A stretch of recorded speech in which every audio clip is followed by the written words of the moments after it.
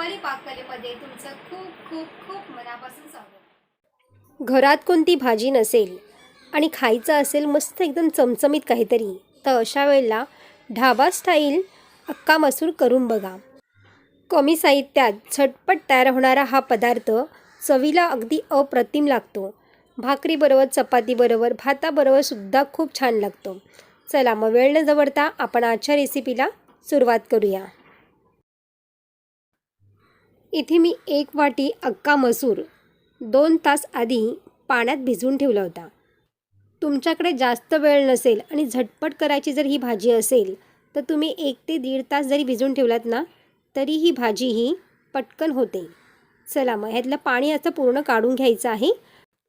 ही भाजी आपण जास्तीचा पसारा न करताच कुकरमध्ये झटपट तयार करणार आहोत, अगदी कमी साहित्यात।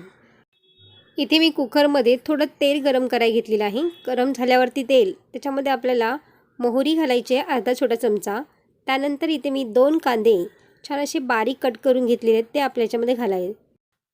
कांदा छान सोनेरी रंगावरती आपण ह्याला परतून घेणार आहोत, त्यामुळे भाजीची टेस्ट आणखीनच जास्त छान लागते, गोडसर लागत नाही। त्यामुळे कांदा हा तेलामध्ये छान परतून घ्यायचा आहे आणि या भाजीला कांदा थोडा जास्तच वापरायचा आहे। कांदा छान परतून झालेला आहे तर लगेचच आपल्याला 1 टोमॅटो बारीक कट करून घालायचा आहे। टोमॅटो आपला छान असं नरम आणि पटकन सॉफ्ट होण्यासाठी आपण लगेच याच्यावरती चवीनुसार मीठ घालून घ्यायचं आहे। मीठ घातल्यामुळे टोमॅटो पटकन नरम होतो आणि कांदा आणि टोमॅटो मस्त एकदम मिक्स होऊन होतो बघा, छान अशी त्याची ग्रेव्ही होते।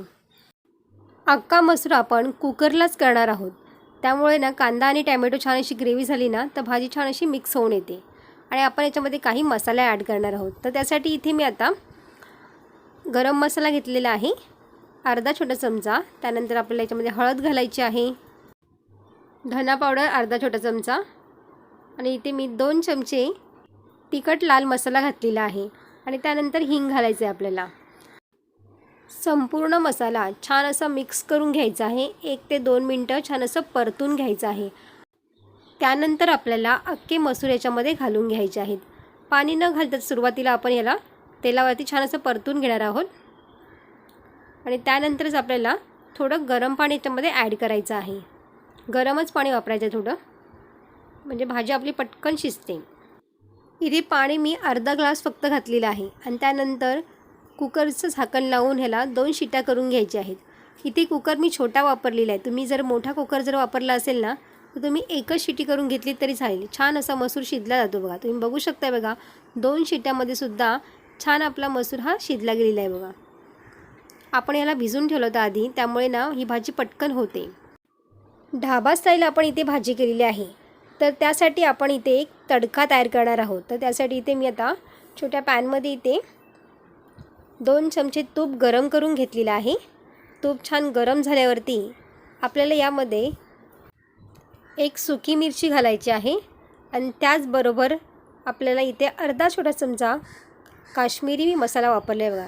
फक्त कलरसाठी इथे काश्मीरी लाल तिखट वापरलेलं आहे। तुम्हाला जर आलं हवं असेल ना तर तुम्ही बारीक एकदम चिरून आलं जरी घातलं ना तरीसुद्धा या भाजीमध्ये खूप छान लागतं। वरून आपल्याला छान असं तडका द्यायचा आहे आणि छान मस्त एकदम मिक्स करून घ्यायचं आहे आणि भाजी आपली मस्त एकदम चमचमीत खाण्यासाठी तयार झालेली आहे बघा। बघता क्षणीच तोंडाला पाणी सुटेल अशी एकदम छान भाजी तयार होते। वरून आपल्याला कोथिंबीर घालायची आहे आणि खाण्यासाठी भाजी आपली इथेही तयार झालेली आहे। तुम्ही ह्या भाजीला भाकरी, पोळी किंवा भाताबरोबरसुद्धा मस्त एकदम भन्नाट लागते, नक्कीच ट्राय करून बघा। रात्रीच्या जेवणासाठी जर भाजी आणि डाळ करायचा कंटाळा आला असेल तर एकच ही भाजी करा, सगळ्यांना आवडेल। तर खाण्यासाठी ढाबा स्टाईल अक्का मसूर आपला इथे तयार झालेला आहे।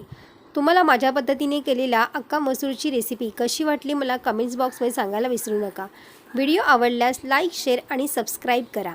बाजूचे बेल आयकॉन पण जरूर प्रेस करा, जेणेकरून जेव्हा पण मी नवीन व्हिडिओ अपलोड करेन त्याची सर्वात आधी नोटिफिकेशन तुम्हाला पाहायला मिळेल।